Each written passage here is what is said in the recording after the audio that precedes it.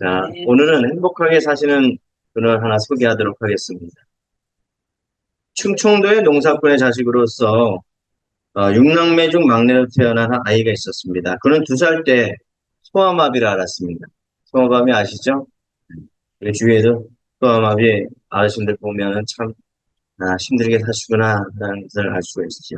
너무 가난하여 치료 시기를 놓쳐서 그 후유증 때문에 안진뱅이가 됩니다. 어린 시절을 그렇게 살아갑니다. 그 아버지가 그 아들을 보고 그 장애를 너무 부끄러워해서 날마다 술을 마시는 거예요. 내 생에 이런 자식이 태어나서 참 부끄럽다. 저런 쓸모없는 놈. 제발 갖다 버려라. 라고 폭언을 일삼았다고 합니다. 그 듣는 사람은 얼마나 마음이 아프겠어요. 갖다 버려라. 내가 부끄러워서 살 수가 없구나. 자, 어머니는 눈물로 마음을 지새웠습니다.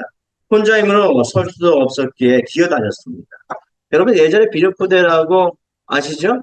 그 눈썰매도 타고 그랬는데 그렇게 기어다니시는 분들이 비료포대를 가지고 미끌미끌하니까 그 비료포대를 가지고 이렇게 기어다니면서 끌고 가는 그런 모습을 제가 종종 보았습니다. 그러니까 어릴 때부터 비료포대 위에 엎드려 한 손으로 땅을 짚고 다른 한 손으로는 포대를 잡아 끌었습니다. 그에게 친구가 있겠습니까? 친구가 없었어요. 그래서 날마다 지천에 놓여 있는 들풀과 앞에 기어다니는 병아리, 걸어다니는 병아리와 멍멍이, 멍멍이가 친구였었어요. 자, 그래서 어머니 등에 업혀서 집에서 1시간쯤 떨어진 곳에 초등학교가 있었는데 입학을 하고자 그 초등학교에 등교를 하고자 학교에 갔습니다. 근데 장애인이라는 이유로 등교를 허락하지 않았어. 그 추운 겨울에 어머니와 아들은 그날 교문 밖에서 한없이 울었다고 합니다. 아들을 등에 업고 오는 길에 슬픈 마음으로 어머니는 아들에게 꽁꽁 얼어붙은 그 발을 만지면서 아가야 춥지, 아가야 춥지 따뜻하게 아가에게 물었다고 합니다.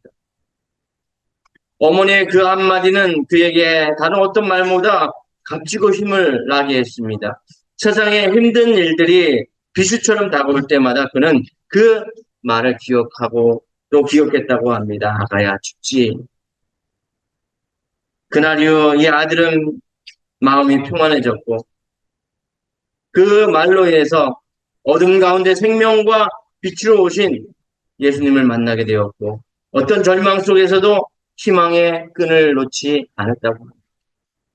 11살 때 집을 떠나 재활원에 들어갔습니다. 굳은 다리를 펴서 보조기를 끼우고 목발을 짚으며 걷는 방법을 배우는데 2년이 걸렸습니다. 그런 그가 공부는 잘했어요. 늘 1등을 했다고 합니다. 선생님의 추천 덕분에 대전중학교에 들어갔습니다. 그리고 고등학교에 입학하여 연합고사에서 만점을 받아 장학금으로 충남고등학교에 배정되었습니다. 그는 TV가 크게 틀어져 있는 그 방 한 구석에서 밥상을 놓고 열악한 환경에서 공부를 했습니다. 그럼에도 불구하고 그는 서울대학교 수학과에 입학했어요. 그리고 미국 버클리 대학에서 박사학위를 받았다고 합니다. 이후에 그는 카이스트와 서울대 교수를 거쳐서 현재는 고등과학원 KIAS 교수로 지금 재임 중에 있습니다. 그리고 2007년에는 40세 이하의 과학자가 주는 아주 젊은 과학자상을 받았습니다. 여러분 들어보셨습니까? 그의 이름은 장애를 딛고 세상에 온갖 냉대와 차별 속에서도 인생의 깊은 공식을 풀어낸 김인강 교수입니다. 제가 김인강 교수에 대해서 좀 알고 싶어서 인터넷에 조회를 했더니만 작년에 2023년도 다니엘 기도회에 강사로 나오셨더라고요. 이 목발을 이렇게 짚고 그 설교를 하시는 그런 모습을 봤습니다. 제가 올려드릴게요. 한번 들어보시고 그 어려운 상황 속에서도 그 상황을 다 극복하고 아주 기쁨의 공식을 풀어낸 김인강 교수. 그가 3차원 다양체의 위상 수학, 다른 사람들은 풀어내지 못하는 그런 그 수학 공식을 풀어내는 아주 그런 훌륭한 인재였습니다. 그리고 현재 장애를 딛고 촉망받는 과학자로 유명해졌습니다. 근데 그가 어려움 가운데 한때는 또 이런 일이 있었다고 합니다. 너무나 공부를 열심히 했으니까 이 걸어 다니다가 목발을 짚고 걸어 다니다가 이 갈비뼈가 이 허파를 찌른 거예요. 그래서 이 갈비뼈에 허파가 구멍이 났다는 거예요. 의사 선생님이 당신은 얼마 못 살 것입니다. 그래서 기도했다고 기도원 들어가서 하나님 저를 인생을 이렇게 불쌍하게 만들고 가난하게 만들고 사람들한테 냉대받는 인생을 만들었는데 어디까지 이렇게 저를 냉대받게 만들겠습니까? 하면서 하나님을 원망했다고 합니다. 그 순간 왜 나에게 이러한 가혹한 그러한 일을 그리고 아무 쓸데없는 그런 사람을 만들어 주십니까? 라고 기도하고 있는데 그때 문득 등 뒤에서 내 모습 이대로 주여 날 받아주소서. 날 위해 돌아가신 주, 날 받아주소서라고 들려지는 주님의 음성을 들으면서 회개의 눈물을 흘렸다고 합니다. 그리고 다시 회복되어서 약한 데서 강해지는 법을 배웠다고 저는 고백합니다. 약한 나로 강하게, 가난한 날 구하게, 그리고 다시금 주님을 만나서 주님을 고백하면서 그렇게 인생을 살아가고 있는 그런 김인강 교수를 잠시 소개했습니다. 여러분들은 환경과 위기 속에서 또 어려움을 당했을 때 과연 어떻게 반응하십니까? 자, 오늘 말씀은 예수님께서 이제 산상설교, 산상수훈을 마치시고 이제 가버나움으로 가는 길이에요. 그 가버나움에 가다 보니까 가버나움에는 한 백부장이 있었습니다. 근데 그 백부장의 하인이 병에 걸렸어요. 이 백부장은 이방인이며 로마 군대 장교로서 로마에 직속한 군인이 아니며 헤롯 안디바의 바나라에 있었습니다. 참 진실했던 사람이고 그동안 예수님께서 행했던 기적과 이적을 많이 듣고 그러하였기 때문에 이제 자기의 아주 신실한 그러한 종이 고침을 받을 것이라 라고 믿음을 가졌어요. 많은 소문을 듣고 그 예수님을 좀 보았으면 예수님을 만나면 해결되겠다라는 그런 믿음을 고백을 하고 살아요.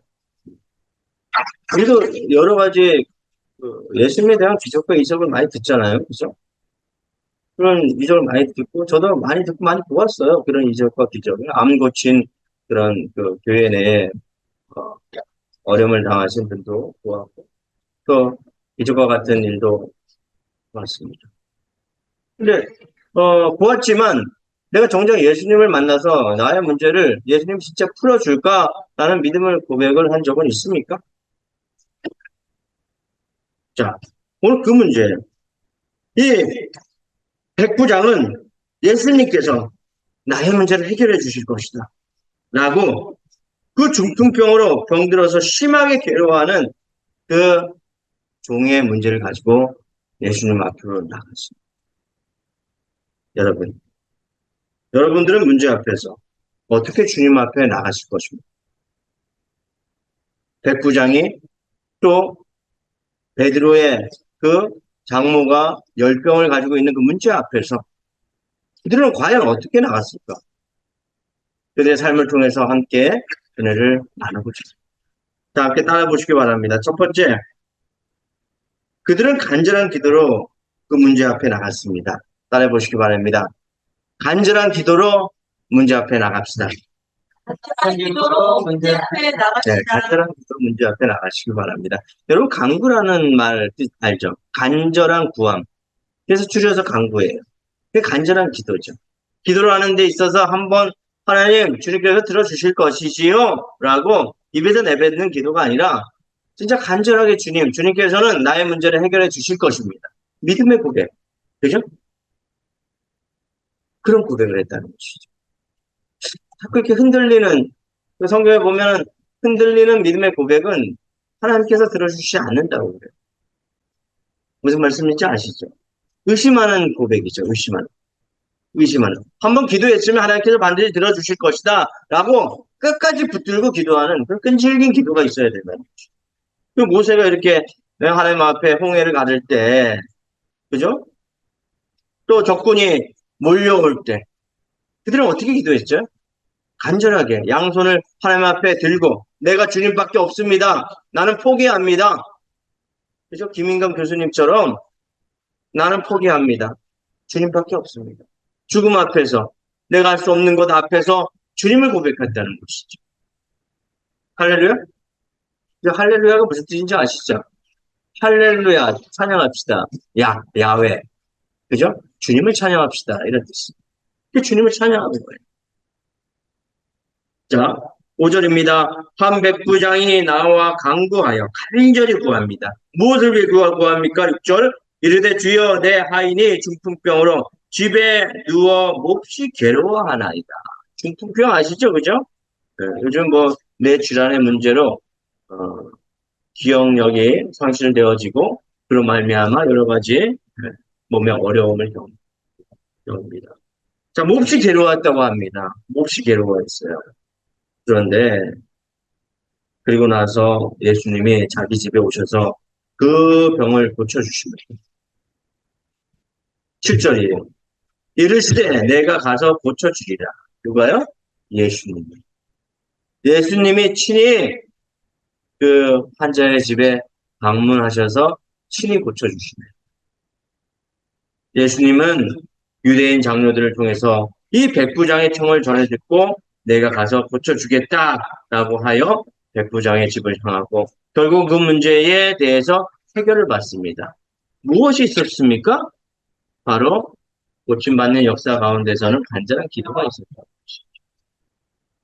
때로는 주위에서 열심을 다해서 중보하는 중보기도가 필요해요. 그 중보기도, 또 자신이 하는 기도, 하나님께서 들으신다는 것이죠.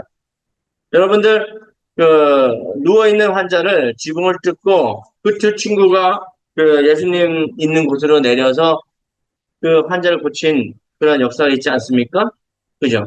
이, 마태, 마가, 누가, 요한이 복음서를 보면 병이 고쳐지고 문제가 해결되어지고 인생의 방향성이 바뀌는 그런 일들을 기록한 그런 내용이에요. 쭉 읽어보면 거의 비슷합니다. 이 본문의 내용이 또 누가복음에서 나와요. 다양하게 기록되어 있는데 다양한 시선을 가지고 기록되어져 있습니다. 기록되어지는 그 작자리에서 약간 달라질 수가 있어요. 이 마태복음은 세리 마태에 의해서 기록되어집니다. 전문가죠, 그죠? 글을 쓰는 전문가라기보다는 세무라는 전문가예요. 어쨌든 전문가입니다. 아주 꼼꼼한 사람이었을 거예요. 그리고 마가는 어떤 사람이에요? 어부예요, 어부. 그리고 누굽니까? 의사예요, 의사. 그래서 그 각자의 그 시점에 따라서 약간은 기록은 다를 수 있을지언정 내용은 별반 차이 없어요. 똑같이 보고 똑같이 기록된 상황이니까. 근데 그 내용 중에 공통적으로 말하고 있는 건 기도예요. 기도. 하나님과의 응답이 시작되어지는 건 기도를 통해서 이루어집니다. 그래서 기도가 중요해요. 우리 성도님들 제가 남모르게 여러분들을 위해서 기도하는 것이 무엇이냐 하면 그 주보에 나와 있는 것을 가지고 일주일 동안 기도하거든요. 그러면 저는 제가 응답을 먼저 받아요. 제가 응답을 먼저 받고 기도하는 것에 대해서 하나님 앞에 무릎 꿇고 기도하고 하나님 앞에 나갔을 때 저에게 들려지는 그런 기도의 응답을 제가 먼저 체험합니다. 제가 먼저 은혜를 받는 것입니다. 이것을 지금 5년 동안 해왔습니다. 5년 동안. 그래서 저는 기도하는 것을 끊임없이 기도해요. 남들이 뭐라고 해도 그 자리에서 그냥 기도해요. 왜냐? 기도의 응답을 받았기 때문에. 그 응답의 즐거움이 있어요. 응답의 기쁨이 있어요. 기도를 통해서 금요철야를 통해서 성경 공부를 하며 또 기도를 통해서 새벽 기도를 통해서 또 여러 가지 기도를 통해서 응답받은 체험이 있기 때문에 저는 기도를 놓칠 수가 없습니다. 여러분 기도를 통해서 응답받으시기 바랍니다. 기도하셔요. 기도하지 않기 때문에 응답을 못 받는 거예요. 하나님 앞에 구하되 간절히 구하시다. 할렐루야. 네. 두 번째 문제 앞에서 이 문제는 여러 가지가 될 수 있어요. 뭐 사업의 문제가 될 수 있고 여기서 질병의 문제를 가지고 나왔죠. 그죠? 또 인생의 문제가 되어질 수가 있고 또 자녀의 문제가 되어질 수도 있습니다. 그 문제 앞에서 여러분은 어떻게 나가시겠습니까? 자, 믿음으로 나가시기 바랍니다. 따라해 보시기 바랍니다. 믿음으로 나갑시다.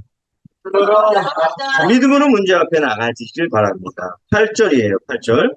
자, 백부장이 대답하여 이르되 주여 내 집에 들어오심을 나는 감당하지 못하겠사오니. 자, 이것은 무슨 말씀입니까? 예수님 그런 그 병자도 고치고 문제도 해결하고 기적과 이적을 행하신 그런 분이에요. 5천 명을 먹이셨어요. 떡 두 덩이로 5천 명을 먹이셨답니다. 그리고 병든 자, 죽은 자도 살리신 그러한 소문을 듣게 됩니다. 할렐루야. 네, 그런 소문을 듣는데 내가 그분 앞에서 하나님의 아들인 그분 앞에서 내가 그분 앞에 감당하지 못할 정도로 나는 아주 작고 나는 초라한 존재입니다. 여러분 그 요한복음에 보시면 그 이제 요한이 예수님을 만났을 때 그 제자들이 요한을 따르게 되거든요. 그러면서 그 피어난 말 중에서 내가 그의 신발끈을 풀 수도 없을 정도로 내가 그 발 밑에서 그거 하나도 하지 못할 정도로 나는 아주 작은 자요. 아주 초라한 자라 고백하면서 그분을 높였습니다. 그분 누굽니까? 예수님이. 그런 표현이에요, 여기에서. 그러니까 그분을 만나기조차도 내가 초라한 존재인데 나를 만나주시니 얼마나 감사합니까? 그죠? 네. 그분이 여러분 이 예배 자리에 만나주셨습니다. 위대하신 그분이 예배를 통해서 우리에게 만나주셨다는 거죠. 그 예배를 잘 드리면 하나님께서 문제를 해결해 주셔요. 하나님은 예배를 통해서 지성소를 통해 지성소에서 문제를 해결해 주셨잖아요. 성경 구약을 보면 그 중심엔 예배가 있었어요. 예배를 잘 드리고 하나님 앞에 나가시기 바랍니다. 여기서 말하고 싶은 것. 다만 말씀으로만 하옵소서. 그러면 내 하인이 낫게 싸움나이다. 그 위대한 분이 말씀으로 낫겠다라고 말씀만 하시면 그 병이 낫겠다라는 믿음의 고백이 있었어요. 머리에 얹어서 그리고 그 부분에 손을 얹어서 나을 수도 있지만 이의 믿음은 그냥 말씀하셔도 낫겠습니다라는 믿음의 고백이 있어요. 여러분 성경에 보시면 옷자락만 만져도 낫겠다라는 믿음의 고백을 한 사람이 있죠. 그죠? 그분도 믿음이 좋았어요. 그래서 고침을 받고 구원을 받습니다. 결국 구원으로 이어지죠. 그러니까 병의 문제 해결 이것은 결국은 우리가 천국으로 들어가는 그 문제 해결 시점에 있다는 것이에요. 아시겠죠? 무슨 말씀인지. 그러니까 병이라든가 또 여러 가지 사업의 문제라든가 가정의 문제 이것을 통해서 결국 하나님께서 원하시는 것은 구원이에요.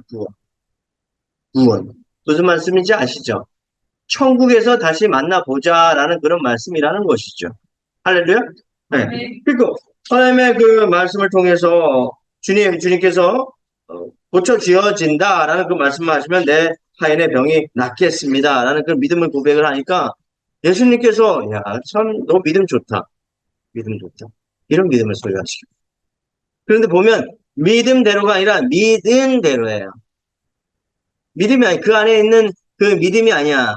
그냥 명사가 아니라 믿은 대로. 내가 그렇게 믿음을 가지고 믿었습니다. 믿은 대로 그렇게 되어지는 거죠. 여러분, 확신이 아니에요?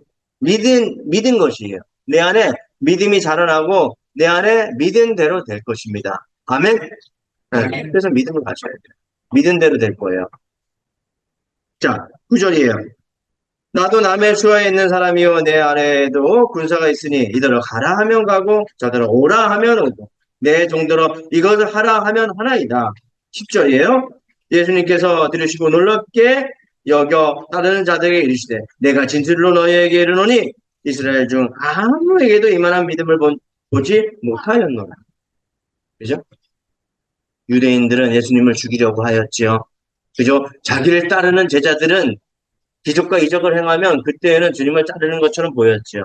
하지만 나중에는 이 자리가 큽니까? 저 자리가 큽니까? 내가 주님이 저 유대인의 왕이 되면 나는 어느 자리를 주겠습니까? 이렇게 자리탐을 했다는 거죠.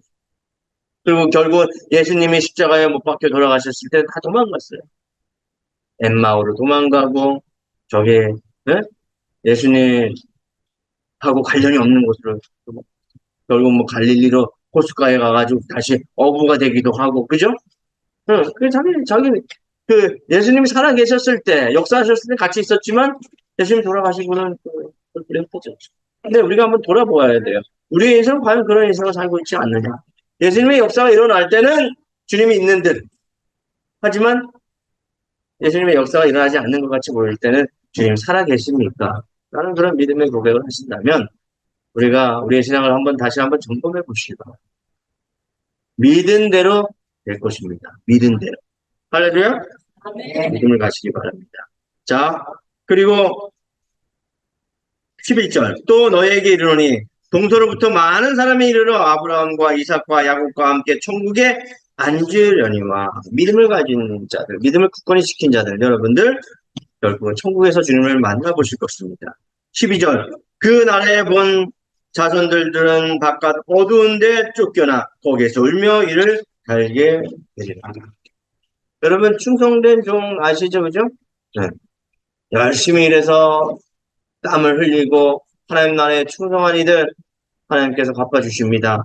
하지만 또 한 단을 땅에 묻어놓은 자 무엇이라고 말합니까? 본 말씀처럼 어두운데 쫓겨나서 울며 이를 알게 될 것이다. 우리는 13절처럼 백부당의 믿음처럼 믿은 대로 될지어다. 그리고 하인의 병이 즉시 나았습니다. 문제의 해결은 믿음대로입니다. 믿음을 가지시고 문제를 가실 분 예수 그리스도를 믿으시고 따라가시기 바랍니다. 이 마지막입니다. 자, 세 번째. 은혜에 감사하며 살아야 합니다. 따라해 보시기 바랍니다. 은혜에 감사하며 살아갑시다. 17절이에요. 이는 선지자 이사야를 통하여 하신 말씀에 우리의 연약한 것을 친히 담당하시고 병을 짊어지셨도다. 우리의 연약한 부분, 우리의 문제, 주님께서 친히 짊어 가시고 계십니다. 수고하고 무거운 짐진 자여 다 내게로 오라. 내게 무엇을 허락하여 주십니까? 쉼, 자유를 허락하여 주실 것이다 라고 말씀하셨습니다. 그래서 백부장의 하인의 중풍병을 고치시고 베드로의 장모의 열병을 고쳐주셨습니다. 그래서 그 은혜에 감사하며 살아가게 되었지요. 우리도 문제 해결을 받고 난 다음에 주님 앞에 감사하시기 바랍니다. 그리고 은혜로 살아가시기 바랍니다. 영국의 대부흥사 스펄전 목사님은 이렇게 말씀하셨어요. 촛불을 보고 감사하는 자에게는 하나님은 전기불을 주시고 전기불을 감사하는 자에게는 하나님께서 달빛을 주시고 달빛을 감사하는 자에게는 햇빛을 주시고 햇빛에 대해서 감사하는 자에게는 영원토록 사라지지 않는 천국의 영광을 비춰주신다 라고 말씀하셨습니다. 기도하겠습니다.